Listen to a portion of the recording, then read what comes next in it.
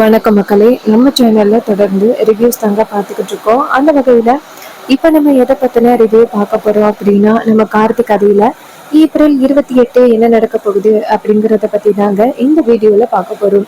So மறக்காம இந்த வீடியோக்கு லைக் பண்ணிக்கோங்க. நம்ம சேனலையும் சப்ஸ்கிரைப் பண்ணிட்டு பக்கத்துல உள்ள பெல் ஐக்கானையும் கிளிக் பண்ணி ஆல்ல செட் பண்ணிக்கோங்க. அப்பதாங்க அடுத்தடுத்து வீடியோஸ் போடும் பொழுது உங்களுக்கு தொடர்ச்சியா நோட்டிபிகேஷன் வரும், பார்க்கலாம். சரி வாங்க வீடியோல என்ன நடந்துச்சு அப்படிங்கறத பத்தி நம்ம இன்னைக்கு பார்ப்போம். என்ன நடக்குது அப்படின்னா, ரேவதி வந்துட்டு மலை உச்சியில தொங்கிட்டு இருக்காங்க. இத நம்ம கார்த்தி பார்த்துட்டு ரொம்ப அதிர்ச்சியாக்குறாரு. அந்த ரவுடிங்க ரேவதியை பிடிச்சு தள்ளி விட்டுட்டு அந்த இடத்துல இருந்து எஸ்கேப் ஆகி ஓடிடுறாங்க. அப்பதான் கார்த்தி அந்த இடத்துக்கு வராரு. வந்துட்டு நேரா ரேவதியை பார்த்துட்டு ஐயோ ரேவதி அப்படின்னு ஓடி வந்து ரேவதியை காப்பாத்துறாரு. ரேவதி உசுருக்கு போராடிக்கிட்டு இருக்காங்க. கார்த்தி எப்படியோ மலை உச்சியில இருந்து ரேவதியை காப்பாத்திடுறாரு. அதுக்கப்புறமா கார்த்தி அந்த மலை உச்சியில இருக்கிற அந்த லெட்டரை பாக்குறாரு. அப்ப ரேவதியும் அந்த லெட்டரை பாக்குறாங்க. ரேவதி கேக்குறாங்க, இது என்ன இது? கார்த்தி சொல்றாரு, என்னன்னு தெரியல அப்படின்னு சொல்லிட்டு அந்த லெட்டரை ஓபன் பண்ணி பார்த்தா அந்த லெட்டர்ல ரேவதி இது மாதிரி எனக்கு இந்த கல்யாணம் பிடிக்கல அப்படின்னு சொல்லிட்டு எழுதி இருக்கிற மாதிரியே அதுல எழுதியிருக்கு. இத பார்த்ததோட ரேவதி எதிர்ச்சி ஆகுறாங்க. இந்த லெட்டரை எழுதுனது நான் கிடையாது, என்னோட ஹேண்ட் ரைட்டிங்கும் இல்ல. இது கேட்டதோட கார்த்தி சொல்றாரு, நீ இந்த லெட்டர் எழுதல அப்படிங்கிற விஷயம் எனக்கு நல்லாவே தெரியும். யாரோ ஏதோ ஒரு சூழ்ச்சியை பயன்படுத்தி இது மாதிரி பண்ணிருக்காங்க. அப்ப ரேவதி கேக்குறாங்க, அம்மாவோட எதிரிங்க யாராவது இப்படி பண்ணிருப்பாங்களோ? கார்த்தி சொல்றாரு, அப்படி கூட இருக்க வாய்ப்புகள் இருக்கு. அப்ப ரேவதி கேக்குறாங்க, சரி நான் இங்க ரவுடிங்க தூக்கிட்டு வந்த விஷயம் உனக்கு எப்படி தெரியும்? கார்த்தி சொல்றாரு, இங்க பாரு, இது மாதிரி லோக்கல்ல ஒருத்தர் தான் எனக்கு ஹெல்ப் பண்ணாரு அப்படின்னு சொல்லி அந்த ஆளை காமிக்கிறாங்க. அவரை நேரா ரேவதியை பார்த்ததோட ரேவதி நேரா அவரை பார்த்து, நீங்க தானே என்ன கடத்தினது அப்படின்னு சொல்ல, அப்ப அவரு சொல்றாரு, மேடம் என்ன மன்னிச்சிருங்க மேடம், நான் தான் மேடம் உங்களை கடத்தினேன். ஒரு லேடி சொன்னதுனாலதான் மேடம் நான் உங்களை கடத்தினேன். இது கேட்டதோட ரேவதி கேக்குறாங்க, ஒரு லேடியா? என்ன லேடி? இது கேட்டதோட கார்த்தி சொல்றாரு, இங்க பாரு ரேவதி, அத பத்தி நீ எதுவும் கேட்க வேணாம். அப்ப ரேவதி டக்குன்னு கார்த்தியை தடுத்து, ராஜா நீ அமைதியா இரு, எந்த லேடி என்ன கடத்த சொன்னாங்க? இப்படியெல்லாம் லெட்டர் எழுதி வச்சுட்டு எந்த அளவுக்கு டிராமா பண்றாங்க அப்படின்னா கண்டிப்பா அவ சாதாரண ஆள் இல்ல. யாரது அப்படின்னு ரேவதி கோவமா கேக்குறாங்க. அவர் சொல்றாரு, மேடம் அவங்க பேரு என்னன்னு தெரியல, ஆனா அவங்களோட போன் நம்பர் மட்டும் இருக்கு அப்படின்னு சொல்ல, அப்ப ரேவதி கேக்குறாங்க, அந்த போன் நம்பரை கொடுங்க அப்படின்னு சொல்லிட்டு அந்த போன் நம்பரை வாங்கிக்கிறாங்க. போன் நம்பர் வாங்கி நம்ம ரேவதி ஏத்திக்கிறாங்க. கார்த்தி சொல்றாரு, ரேவதி இதெல்லாம் தேவையில்லாத வேலை, இதை விட்டுடலாம். அதுக்கு என்ன டிரைவர், இவ்வளவு பெரிய விஷயம் நடந்திருக்கு, இத சாதாரண விஷயம்னு சொல்றேன்? என்ன மலை உச்சில இருந்து தள்ளி என்ன காலி பண்ண பாத்துருக்காங்க, அத போயிட்டு சாதாரண விஷயம்னு சொல்றேன்? இதை கேட்டதோட கார்த்தி சொல்றாரு, இங்க பாரு, நான் எதுக்காக இப்படி சொல்றேன்னா, ஒருவேளை உங்க அம்மாவுக்கு மட்டும் இந்த விஷயத்த பத்தி தெரிய வந்துச்சு அப்படின்னா கண்டிப்பா உங்க அம்மா ரொம்ப கோவப்படுவாங்க. யாரு இந்த நிலைமைக்கு கொண்டு வந்தது அப்படின்னு ரொம்ப கோவப்படுவாங்க. அதோட மறுபடியும் இந்த மாதிரி உன்னை வெளியில அனுப்புறது ரொம்பவே கஷ்டம். அதனால நீ இத பத்தி உங்க அம்மா கிட்ட சொல்ல வேண்டாம். இதை கேட்டதோட ரேவதியும் சரி நான் பாத்துக்கிறேன் அப்படின்ட்டு நேரா அவரை பார்த்து, இங்க பாருங்க, இப்படி எனக்கு தெரிஞ்ச விஷயம் அந்த லேடிக்கு தெரிய வேணாம், பாத்துக்கோங்க. இதை கேட்டதோட அவரு சொல்றாரு, மேடம் இது மாதிரி சார் தான் என் பொண்டாட்டி உயிரையும் என் புள்ள உயிரையும் காப்பாத்தி இருக்காரு. அப்படி இருக்கே நான் எப்படி பொய் சொல்லுவேன்? நான் பொய் சொல்ல மாட்டேன் மேடம். இதை கேட்டதோட ரேவதியும் சரி நீ போகலாம் அப்படின்னு சொன்னதோட அவர் அந்த இடத்துல இருந்து போறாரு. அப்புறம் தான் கார்த்தி சொல்றாரு, சரி நம்ம வீட்டுக்கு கிளம்பலாம். ரேவதி சொல்றாங்க, வீட்டுக்கா? எதுக்காக உடனே வீட்டுக்கு கிளம்பணும்னு சொல்ற? கார்த்தி சொல்றாரு, இல்ல இதுக்கு மேல இந்த இடத்துல இருந்தா உன் உயிருக்கு ஏதாவது ஆபத்து வருமோ அப்படின்னு கொஞ்சம் பயமா இருக்கு, அதனால நீ வீட்டுக்கு கிளம்பலாம் வா. இது கேட்டதோட ரேவதி சொல்றாங்க, கண்டவங்களுக்காக பயந்து வீட்டுக்கு கிளம்ப சொல்றியா? கார்த்தி சொல்றாரு, நீ வீட்டுக்கு வா அப்படின்னு சொன்னதோட ரேவதியும் சரி அப்படின்னு சொல்லிட்டு கிளம்புறாங்க. நேரா ரூமுக்கு வராங்க. அங்க வந்ததோட மேனேஜர் கேக்குறாரு, சார் என்ன சார் ஆச்சு? ஒய்ஃப காணும் அப்படின்னு எங்க பார்த்தாலும் தேடினீங்க, கிடைச்சிட்டாங்களா? மேடம் எங்கதான் மேடம் போனீங்க? கொஞ்ச நேரத்துக்குள்ள சார் தவிச்சு போயிட்டாரு தெரியுமா? இது கேட்டதோட ரேவதி சொல்றாங்க, ஓ அப்படியா, சரி சரி. அப்ப கார்த்தி சொல்றாரு, சரி ஓகே மேனேஜர், நாங்க இன்னைக்கே பேக் பண்ணிட்டு வீட்டுக்கு கிளம்புறோம். இதை கேட்டதோட மேனேஜர் கேக்குறாரு, என்ன சார் சொல்றீங்க? இன்னும் ஒரு நாள் இருக்குல்ல, ஒரு நாள் மட்டும் என்ஜாய் பண்ணிட்டு கிளம்பலாம்ல? கார்த்தி சொல்றாரு, இல்ல அதெல்லாம் வேணாம், வீட்டுல ஒரு சில வேலைகள் இருக்கு, அதனால நாங்க கிளம்புறோம். இதை கேட்டதோட மேனேஜரும் சரிங்க சார், நீங்க கிளம்புறதுக்கான எல்லா அரேஞ்ச்மெண்ட்ஸும் பண்றோம் அப்படின்னு சொன்னதோட கார்த்தியும் சரி அப்படிங்கிறாரு. அப்புறமா ரேவதி ரூமுக்கு போனதோட அவங்க திங்ஸ் எல்லாம் பேக் பண்றாங்க. அப்ப கார்த்திய பாக்குறாங்க. அப்ப கார்த்தியும் அவரோட திங்ஸ பேக் பண்ணிக்கிட்டு இருக்காரு. ரேவதி நேரா கார்த்திய பார்த்து ராஜா அப்படின்னு சொல்ல, கார்த்தி நேரா ரேவதிய பார்த்து சொல்லு ரேவதி, ஏதாவது வேணுமா, ரெடி பண்ணணுமா? ரேவதி கேக்குறாங்க, இல்ல இன்னைக்கு என் உயிரை காப்பாத்திருக்க, ரொம்ப தேங்க்ஸ். கார்த்தி சொல்றாரு, இதுல என்ன இருக்கு ரேவதி, பரவாயில்ல. அப்ப ரேவதி சொல்றாங்க, இல்ல நான் எவ்வளவு பெரிய பிரச்சனையில மாட்ட பார்த்தேன், ஆனா நீ என் உயிரையே காப்பாத்திருக்க, உனக்கு நன்றி சொல்லாம இருக்கிறது ரொம்ப பெரிய தப்பு, அதனாலதான் உனக்கு நன்றி சொன்னேன். கார்த்தி சொல்றாரு, சரி பரவாயில்ல பாத்துக்கலாம் அப்படின்னு சொன்னதோட ரேவதி சொல்றாங்க, இங்க பாரு, ஏதோ ஒரு லேடி என்னை கடத்தினதா அவரு சொன்னாரு. எந்த லேடி அப்படிங்கறத பத்தி உனக்கு நல்லாவே தெரியும் அப்படிங்கறது எனக்கு நல்லா தெரியுது. அவங்க யாருன்னு வெளியில சொல்லக்கூடாது அப்படின்னு நீ நினைக்கிற. யாரு? என் சித்தியா? அப்ப கார்த்தி சொல்றாரு, சேச்ச அவங்க எல்லாம் கிடையாது. அப்ப ரேவதி சொல்றாங்க, அவங்க கிடையாது அப்படின்னு நீ சொல்ற அப்படின்னா கண்டிப்பா என்ன கடத்தினது யாரு அப்படிங்கிற விஷயம் உனக்கு நல்லாவே தெரிஞ்சிருக்கு. யாருன்னு சொல்லு ராஜா. அப்ப கார்த்தி சொல்றாரு, இங்க பாருங்க, அத பத்தி என்னால இப்ப ரிவீல் பண்ண முடியாது. கண்டிப்பா ஒரு நாள் அவங்கள பத்தின உண்மை உங்களுக்கு தெரிய வரும். இப்போதைக்கு அதை பத்தி எதுவும் பேச வேணாம். அதோட உங்க அம்மா கிட்டயும் நீங்க இந்த விஷயத்த பத்தி சொல்ல வேணாம். கண்டிப்பா அத்தைக்கு தெரிஞ்சிச்சுன்னா ரொம்ப கோவப்படுவாங்க. இதை கேட்டதோட ரேவதியும் சரி நான் கேட்கல அப்படின்னு சொல்லிட்டு, ஆனா அந்த லேடி யார் அப்படிங்கிற விஷயத்த நான் கண்டுபிடிக்காம விட மாட்டேன். என்ன மலை உச்சியிலேருந்து தள்ளி என்ன காலி பண்ணணும் அப்படின்னு நினைக்கிறாங்கன்னா கண்டிப்பா அவங்க என் மேல எந்த அளவுக்கு கோவமா இருப்பாங்க, வன்மத்தோட இருப்பாங்க அப்படிங்கறத என்னால புரிஞ்சுக்க முடியுது. அவங்க யாரு அப்படிங்கறத நான் கண்டுபிடிக்காம விட மாட்டேன் அப்படின்னு ரேவதி சொல்றாங்க. இதை கேட்டதோட கார்த்தியும் சரி அப்படிங்கிறாரு. அப்புறமா கார்த்தி சொல்றாரு, இங்க பாரு ரேவதி, உன்னை தேடிக்கிட்டு இருக்கும் பொழுது உங்க அம்மா போன் பண்ணி நீ எங்க இருக்க அப்படிங்கறத கேட்டாங்க. அப்ப நான் வெளியில இருக்கேன், கொஞ்சம் லேட்டா ரேவதி கிட்ட போன் கொடுக்குறேன் அப்படின்னு சொன்னேன். அதனால நீங்க இப்பயே போன் பண்ணி பேசுறீங்க. இது கேட்டதோட ரேவதியும் சரி அப்படின்னு சொல்லிட்டு நேரா போன் பண்றாங்க நம்ம சாமுண்டீஸ்வரிக்கு. சாமுண்டீஸ்வரி போனை பார்த்துட்டு, அப்பாடா ரேவதி தான் போன் பண்றா அப்படின்னு போன் அட்டன் பண்ணி, சொல்லு ரேவதி. ரேவதி சொல்றாங்க, அம்மா என்னாச்சுமா? சாமுண்டீஸ்வரி சொல்றாங்க, என்ன ரேவதி, நான் காலையில இருந்து உனக்கு போன் பண்ணிக்கிட்டே இருக்கேன், உன் போன் சுவிட்ச் ஆஃப்னே சொல்லுது, ஏதாவது பிரச்சனையாமா? ரேவதி சொல்றாங்க, அம்மா அதெல்லாம் எந்த பிரச்சனையும் இல்லை, நான் சேஃபா தான் இருக்கேன். அதோட உங்க ஞாபகம் வந்துருச்சு, நான் வீட்டுக்கு வரேம்மா. சாமுண்டீஸ்வரி சொல்றாங்க, சரிம்மா ரேவதி, நீ வீட்டுக்கு வா.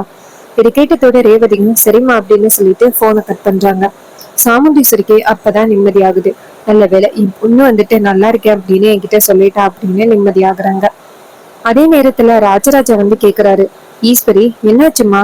ஈஸ்வரி சொல்றாங்க, இல்ல காலையில இருந்து ரேவதிக்கு போன் பண்ண, ரேவதி போனை எடுக்கவே இல்லை, என்னாச்சோ ஏதாச்சோன்னு நான் கொஞ்சம் பயந்துட்டேன், அவ சேஃபா தான் இருக்கா. ராஜராஜா சொல்றாரு, அம்மாடி நம்ம ராஜா நல்லபடியா தான் பாத்துப்பாரு, நீ கவலைப்படாத. இது கேட்டதோட சாமுண்டீஸ்வரியும் சரிங்க அப்படின்னு சொல்றாங்க. அதுக்கப்புறம் நம்ம கார்த்தி வந்துட்டு நேரா ரேவதி கிட்ட, சரி வா ரேவதி வீட்டுக்கு போகலாம் அப்படின்னு சொல்லிட்டு கிளம்புறாங்க. நம்ம கார்த்தியும் ரேவதியும் வீட்டுக்கு போறாங்க. அப்ப ரேவதி கார்ல வந்து விட்டுருக்கும் போது கூட நேரா கார்த்திய பார்த்து, இங்க பாரு நீ உண்மைய சொல்ல. ஆனா கார்த்தி சொல்றாரு, இங்க பாரு தயவு செஞ்சு சொல்றது கேளு, எனக்கு இதுக்கும் எந்த சம்மந்தமும் இல்ல, அந்த லேடி யாரு அப்படிங்கிற விஷயம் எனக்கு தெரியாது. இது கேட்டதோட ரேவதியும் சரி அப்படிங்கிறாங்க. இன்னொரு பக்கம் மாயா நேரா அந்த ரெசார்ட்டுக்கு வந்துட்டு செம்ம கோத்துல இருக்காங்க. சே, ஜஸ்ட் மிஸ்ல அந்த ரேவதிய இந்த டிரைவர் ராஜா காப்பாத்திட்டானே. இன்னரும் நான் நினைச்ச மாதிரி அந்த ரேவதியை காலி பண்ணிருக்கலாம். எப்படி நான் என் மனசை பிரிஞ்சு எவ்வளவு கஷ்டப்படணும், அதே மாதிரி அவனும் அவன் பொண்டாட்டி ரேவதியை பிரிஞ்சு கஷ்டப்படுவான்னு நினைச்சேன். ஆனா எதுவுமே நடக்காம போச்சு அப்படின்னு மாயா செம காண்டுல இருக்காங்க. அதுக்கப்புறம் மாயா நேர மேனேஜர் கிட்ட வந்துட்டு, இங்க பாருங்க, இங்க ராஜா ரேவதின்னு இருந்தாங்களே அவங்க போயிட்டாங்களா இருக்காங்களா? மேனேஜர் சொல்றாரு, என்னன்னு தெரியல மேடம், டக்குன்னு அவங்க திங்ஸ் எல்லாம் பேக் பண்ணிட்டு ஊருக்கு கிளம்பிட்டாங்க. இது கேட்டதோட மாயா அதிர்ச்சி ஆகுறாங்க. சரி அப்படின்னு சொல்லிட்டு நேரா ரூமுக்கு வராங்க. வந்துட்டு, சே அவங்க எப்படியாவது பழிவாங்கலாம் அப்படின்னு நினைச்சா தப்பிச்சு ஊருக்கு போயிட்டாங்களா, விடமாட்டேன், ஏ ரேவதி கண்டிப்பா நீ என் கையில சிக்குவ அப்படின்ட்டு மாயாவும் அவங்களோட திங்ஸை பேக் பண்ணிட்டு நேரா ஊருக்கு கிளம்புறாங்க. நேரா வீட்டுக்கு வந்துடுறாங்க. இன்னொரு பக்கம் நம்ம கார்த்தியும் ரேவதியும் நேரா வீட்டுக்கு போறாங்க. அங்க போனதோட சாமுண்டீஸ்வரி டக்குன்னு ரெண்டு பேரையும் வெளியிலேயே நின்னுங்க அப்படின்னு சொல்றாங்க. இதை கேட்டதோட ராஜராஜா அதிர்ச்சி ஆகுறாரு. ராஜராஜா சாமுண்டீஸ்வரியை பார்த்து, ஈஸ்வரி என்னாச்சு, எதுக்கு அவங்க ரெண்டு பேரையும் வெளியில நிக்க சொல்ற? அப்பதான் சாமுண்டீஸ்வரி சொல்றாங்க, இல்லைங்க அவங்க 2 பேரும் டூர் போயிட்டு வந்திருக்காங்க, ரொம்ப நல்லபடியா வந்திருக்காங்க. அவங்க 2 பேருக்கும் எவ்வளவு திருஷ்டி பட்டிருக்கோம். 2 பேரும் எவ்வளவு பொருத்தமான ஜோடி. அதான் 2 பேருக்கும் ஆரத்தி எடுத்து வீட்டுக்குள்ள வரவேற்கலாம் அப்படின்னு நினைச்சேன். அதை கேட்டதோட ராஜராஜன் சொல்றாரு, நான் என்னமோ ஏதோன்னு நினைச்சு பயந்துட்டம்மா. அப்பதான் சாமுண்டேஸ்வரி கேக்குறாங்க, என்ன நினைச்சு பயந்தீங்க? அப்ப ராஜராஜன் சொல்றாரு, ஒண்ணு இல்லம்மா. இதை கேட்டதோட சாமுண்டேஸ்வரி சொல்றாங்க, சரிங்க, நீங்க கவலைப்படாதீங்க அப்படின்னு சொல்லிட்டு நேரா நம்ம கார்த்திக்கும் ரேவதிக்கும் ஆரத்தி எடுக்கிறாங்க. 2 பேருக்குமே ஆரத்தி எடுத்து வீட்டுக்குள்ள வரவேற்கிறாங்க. சாமுண்டீஸ்வரி வீட்டுக்குள்ள 2 பேரும் வந்ததோட, என்ன மாப்பிள்ள ஹனிமூன் எப்படி இருந்துச்சு? கார்த்தி சொல்றாரு, அதெல்லாம் நல்லா இருந்துச்சு மேடம். ராஜராஜா சொல்றாரு, அம்மாடி ரேவதி, உனக்கு நல்லா இருந்துச்சாம்மா? ரேவதி சொல்றாங்க, அதெல்லாம் நல்லா இருந்துச்சுப்பா. சாமுண்டீஸ்வரி கேக்குறாங்க, ஃப்ரெண்ட்ஸ் எல்லாம் வந்திருந்தாங்க போல, ரேவதி உண்மையாவே ரொம்ப சந்தோஷமா இருந்தான்னு நினைக்கிறேன். ரேவதி சொல்றாங்க, ஆமாம்மா, உண்மையாவே நான் ரொம்ப ஹாப்பியா இருந்தேன் அப்படின்னு. அப்புறமா ராஜராஜா சொல்றாரு, சரி 2 பேரும் ஹனிமூனுக்கு போயிட்டு வந்திருக்கீங்க, ரொம்ப டயர்டா இருப்பீங்க, போயிட்டு ரெஸ்ட் எடுங்க. இது கேட்டதோட ரேவதியும் கார்த்தியும் சரி அப்படின்னு சொல்லிட்டு ஆளுக்கு ஒரு பக்கமா ரூமுக்கு போயிட்டு இருக்காங்க. இத பார்த்துட்டு நம்ம சாமுண்டீஸ்வரி டக்குன்னு கார்த்திய, ராஜா ஒரு நிமிஷம் நில்லுங்க. கார்த்தி அதிர்ச்சியாகி நிக்கிறாரு. அப்ப ரேவதியும் ஷாக் ஆகுறாங்க. சாமுண்டீஸ்வரி சொல்றாங்க, ராஜா நீங்க எதுக்கு தனி ரூம்ல போய் தங்குறீங்க? ஹனிமூன் வரைக்கும் போயிட்டு வந்துட்டீங்க, இதுக்கப்புறம் நீங்க 2 பேரும் ஏன் தனி ரூம்ல தங்கணும்? பாரு ரேவதி, இனிமே மாப்பிள்ள ஓ ரூம்ல தான் இருப்பாரு. இது கேட்டதோட ரேவதி அதிர்ச்சி ஆகுறாங்க. அப்ப சாமுண்டீஸ்வரி சொல்றாங்க, ரேவதி இதுல உன்னோட பேச்சு எதையும் கேட்க முடியாது. மாப்பிள்ள நீங்க போயிட்டு ரேவதியோட ரூம்ல ஸ்டே பண்ணுங்க. இது கேட்டதோட கார்த்தியும் சரி அப்படின்னு சொல்லிட்டு அவரோட திங்ஸ் எடுத்துட்டு ரூமுக்கு போறாரு. அங்க போனதோட ரேவதி நேரா கார்த்திய பார்த்ததோட கார்த்தி சொல்றாங்க, அம்மா தாயே, நீ என்ன பேச போற அப்படிங்கறது எனக்கு நல்லாவே தெரியும். ஹனிமூன்ல ஒரே ரூம்ல இருக்கும் போது கூட நீ செமையா டென்ஷன் ஆகுன. எனக்கு இதுல விருப்பமும் இல்ல, நீ கவலைப்படாத. இது மாதிரி அத்தை பாக்குற வரைக்கும் தான் நான் இங்க இருப்பேன், அதுக்கப்புறம் நைட்டு நான் என்னோட ரூமுக்கு போயிடுறேன். இது கேட்டதோட ரேவதியும் புரிஞ்சா சரி அப்படின்னு சொல்லிட்டு அவங்களோட திங்ஸ் எடுத்து வச்சுக்கிட்டு இருக்காங்க. அப்பதான் நம்ம ரேவதி வந்துட்டு அந்த ரவுடி கிட்ட இருந்து போன் நம்பர் வாங்கினாங்கல்ல, அந்த நம்பரை பாக்குறாங்க. அந்த நம்பரை எடுத்து நேரா அவங்களோட போன்ல போடுறாங்க. மாயா வந்து சரியான ஆளு, அவங்களோட பழைய நம்பரை பயன்படுத்தாம புது நம்பரை பயன்படுத்தி தான் அந்த ரேவதி என்ன பண்றாங்கன்னா அந்த போன் நம்பரை அப்படி அவங்களோட மொபைல்ல ஏத்திக்கிறாங்க. அப்ப அந்த நம்பரை வந்துட்டு ஆல்ரெடி இருக்கிற மாதிரியே தெரியல. அப்ப மறுபடியும் வந்துட்டு நேரா அந்த நம்பருக்கு கால் பண்றாங்க.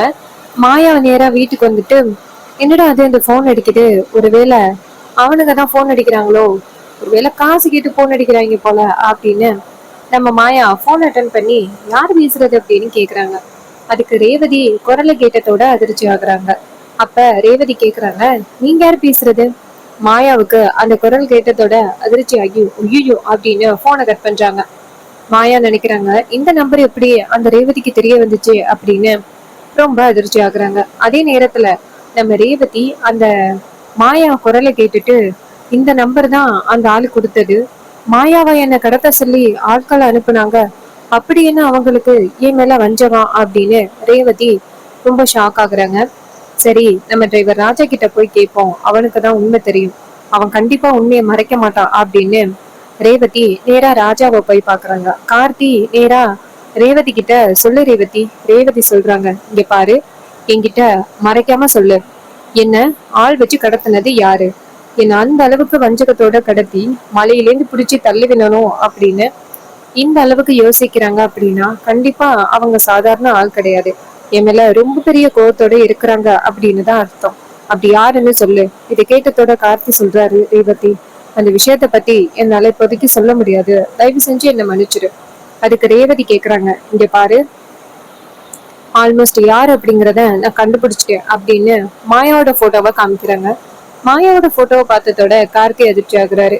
அப்ப ரேவதி கேக்குறாங்க, இவங்க தானே என்ன கடத்துறதுக்கு ஆள் அனுப்புனது, நான் மகேஷ கல்யாணம் பண்ணல அப்படிங்கறதுக்காக அவங்க இப்படி பண்றாங்களா? கார்த்தி சொல்றாரு, நீ மகேஷ கல்யாணம் பண்ணல அப்படிங்கறதும் ஒரு பக்கம் கோவம், இன்னொரு பக்கம் இது மாதிரி மகேஷ காணுமா இன்னும், அந்த மகேஷ நான் தான் கடத்தி வச்சிருப்பேன் அப்படின்னு நினைச்சு என்ன மிரட்டி, உங்களை கடத்தி வச்சுக்கிட்டு என்ன மிரட்டி மகேஷ கண்டுபிடிக்கலாம் அப்படிங்கிறதுக்காக தான் அவங்க இப்படிப்பட்ட ஒரு பிளான் பண்ணியிருக்காங்க அப்படின்னு. இதை கேட்டதோட ரேவதி அதிர்ச்சி ஆகுறாங்க. அந்த மாயா இப்படியெல்லாம் பண்ணாங்களா? கார்த்தி சொல்றாரு, ஆமா, இதை விட மோசமான பிரச்சனைகள் எல்லாத்தையும் பண்ணியிருக்காங்க, அதை பத்தி எதையுமே நான் உங்ககிட்ட இத்தனை நாளும் சொன்னது கிடையாது. ஏன்னா நீங்க ரொம்ப பயப்படுவீங்க அப்படிங்கிறதுக்காக நான் இத்தனை நாளும் சொல்லாம இருந்தேன். ஆனா இப்ப சொல்ல வேண்டிய சூழ்நிலையில இருக்கேன். இங்க எப்படியாவது பாருங்க, கல்யாணத்தை நீங்க நடத்தணும் நினைக்கிற மாதிரி அவங்க அப்படிங்கிறதுக்காக நல்லவங்க அவங்க கிடையாது. நிறைய பிளான் பண்ணியிருக்காங்க. அதை பற்றி நீங்கள் எதுவுமே தெரியாம தான் இருந்திருக்கீங்க. உங்களுக்கும் அந்த மகேஷுக்கும் கல்யாணம் ஆகிட்டு அப்படின்னா சொத்து புறா, அதாவது உங்களுக்கு இருக்க சொத்து புறா அவங்க பேரில் எழுதிக்கிட்டு உங்களை நடு ஆற்றுல விடுறது தான் அவங்களோட பிளான். இது கேட்டதோட ரேவதி ரொம்ப அதிர்ச்சி ஆகுறாங்க. என்னால் நம்பவே முடியல டிரைவர். அப்போ கார்த்தி சொல்கிறாரு, அதான் உண்மை. இது கேட்டதோட ரேவதி ரொம்ப சோகமாக அவங்க ரூமுக்கு போகிறாங்க. போயிட்டு அப்போ இத்தனை நாளும் மகேஷ் என்னை காதலிக்கிற மாதிரி நடிச்சாரா அப்படின்ட்டு ரொம்ப சோகமாக ரூமுக்கு போகிறாங்க. அங்கே போனதோட ரேவதி இருக்காங்கல்ல, அவங்க நேராக மாயாவை சந்திக்கலாம் அப்படின்னு நினைக்கிறாங்க. ரேவதி நேராக மாயா வீட்டுக்கு போகிறாங்க. அங்கே போயிட்டு நேராக மாயாவை பார்க்குறாங்க. மாயா நேராக ரேவதியை பார்த்து, ரேவதி வா ரேவதி, ரீசண்டாக நீ ஹனிமூன் போயிட்டு வந்த அப்படின்னு கேள்விப்பட்டேன். பாத்தியா என்ன நிலைமை ஆகிருச்சு. உனக்கு பிடிக்காத ஒருத்தன் கூட நீ வெளியில் போயிட்டு வர. எல்லாம் தலையெழுத்து. உன் லைஃப் நல்லா இருக்கணும் அப்படின்னு நினச்சேன். ஆனால் கடைசியில் இப்படி ஆகிடுச்சு. நீ மகஸ் கூட சேர்ந்து சந்தோஷமாக வாழுவா அப்படின்னு நான் எல்லாம் கனவு கண்டுக்கிட்டு இருந்தேன். கடைசியில் இப்படி ஆகிருச்சு ரேவதி உன்னோட லைஃப் அப்படின்னு சொல்ல, அதுக்கு ரேவதி சொல்கிறாங்க, இங்கே பாருங்க மாயாக்கா, நான் உங்ககிட்ட ஒரு கேள்வி கேட்பேன், உண்மையை சொல்லுங்க. மாயா கேட்குறாங்க, என்ன ரேவதி என்னாச்சு சொல்லு. அப்போ ரேவதி கேட்குறாங்க, இங்கே பாருங்க, நீங்கள் கடைசியாக 4 நாள் எங்கே இருந்தீங்க. அதுக்கு மாயா அதிர்ச்சி ஆகுறாங்க. என்ன ரேவதி இப்படி கேட்குற, நான் வீட்டில் தான் இருந்தேன், நான் எங்கே போக போகிறேன். அதுக்கு ரேவதி கேட்குறாங்க, நீங்கள் எங்கே இருந்தீங்க அப்படிங்கிறது எனக்கு நல்லாவே தெரியும். இது கேட்டதோட மாயா அதிர்ச்சி ஆகுறாங்க. என்ன ரேவதி இப்படி சொல்கிற. இங்கே பாரு, நானே இங்கே தான் இருந்தேன். நானே ரொம்ப சோகத்தில் இருக்கேன். மகேஷ் எங்கே இருக்காரு அப்படின்னு தெரியாமல். நீ எப்படியாவது மகேஷை கண்டுபிடிச்சி கொடுத்துருவ அப்படிங்கிற நம்பிக்கையில் இருக்கேன். ஆனால் இன்னுமே நீ மகேஷ் எங்கே இருக்காரு அப்படிங்கிற விஷயத்த பற்றி என்கிட்ட சொல்லவே இல்லை. எனக்கு எவ்வளோ கஷ்டமாக தெரியுமா இருக்கு. இங்கே பாரு ரேவதி, சீக்கிரம் அந்த டிரைவர்கிட்ட கேட்டு மகேஷ் எங்கே இருக்காரு அப்படிங்கிறத கண்டுபிடிச்சி கொடு. அதுக்கப்புறம் உங்களோட பிரச்சனையில் நான் தலையிட மாட்டேன். ரேவதி டக்குன்னு இது கேட்டதோட ரொம்ப அதிர்ச்சி ஆகுறாங்க நம்ம மாயா. மாயா கேட்குறாங்க, என்ன ரேவதி இப்படி பேசுகிற, நான் என்னைக்காவது உனக்கு பிரச்சனை கொடுக்கணும் அப்படின்னு நினச்சிருக்கேனா. அப்போ ரேவதி சொல்கிறாங்க, இங்கே பாருங்கக்கா, நீங்கள் என்னெல்லாம் பிளான் பண்ணீங்க அப்படிங்கிறத பற்றி எனக்கு எதுவும் தெரியாது அப்படின்னு நினைக்காதீங்க. நீங்கள் என்னை கடத்துறதுக்காக ட்ரை பண்ணியிருக்கீங்க. அதை பற்றி எல்லாமே ராஜா என்கிட்ட சொல்லிட்டாரு. இது கேட்டதோட மாயா அதிர்ச்சி ஆகுறாங்க. ரேவதி டக்குன்னு மாயாவை ஊங்கி அறையிறாங்க. உனக்கு எவ்வளோ நான் பாவம் பார்த்தேன். உனக்கு எந்தவித பிரச்சனையும் வரக்கூடாது அப்படின்னு உனக்கும் மகேஷுக்கும் அவ்வளோ ஹெல்ப் பண்ணேன். கடைசியில் எனக்கு எவ்வளோ பெரிய பிரச்சனையை கொடுத்துருக்கீங்க. நீங்கள் இந்த மாதிரி ஒரு பிரச்சனையை கொடுப்பீங்கன்னு நான் எதிர்பார்க்கல. உங்களை மலை போல நம்பினேன். உங்களுக்காக நான் எல்லாரையுமே எதிர்த்தேன். என் சொந்த அம்மாவை கூட எதிர்த்தேன். கடைசியில் நீங்கள் எனக்கு எவ்வளோ பெரிய அநியாயத்தை பண்ணியிருக்கீங்க. இனிமே என் மூஞ்சிலே முழிக்க கூடாது அப்படின்னு சொல்லிட்டு ரேவதி செமையா திட்டுறாங்க. ஸோ இதை கேட்டுட்டு ரொம்ப அதிர்ச்சி ஆகுறாங்க நம்ம மாயா. இவளுக்கு எல்லாம் உண்மையும் தெரிஞ்சு போச்சு அப்படின்னு. ஸோ இந்த எபிசோடு உங்களுக்கு பிடிச்சிருந்துச்சு அப்படின்னா இந்த வீடியோவுக்கு மறக்காம லைக் பண்ணிக்கோங்க. நம்ம சேனலை சப்ஸ்கிரைப் பண்ணிட்டு பக்கத்தில் உள்ள பெல்லைக்கானையும் கிளிக் பண்ணி ஆல்ரெடி செட் பண்ணிக்கோங்க. அப்போதாங்க அடுத்தடுத்து வீடியோஸ் போடும் பொழுது உங்களுக்கு தொடர்ச்சியாக நோட்டிஃபிகேஷன் வரும். பார்க்கலாம். தேங்க்ஸ் ஃபார் வாட்சிங்.